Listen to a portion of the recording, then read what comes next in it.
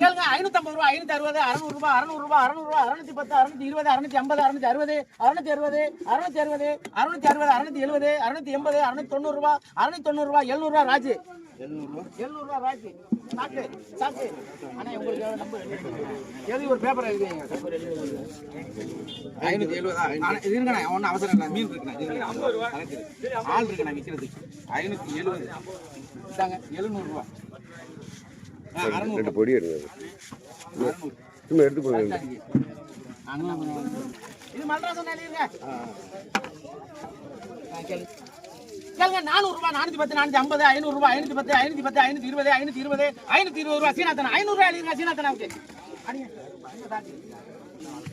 சல்லையா பாருங்க 100 ரூபாய் 110 120 120 130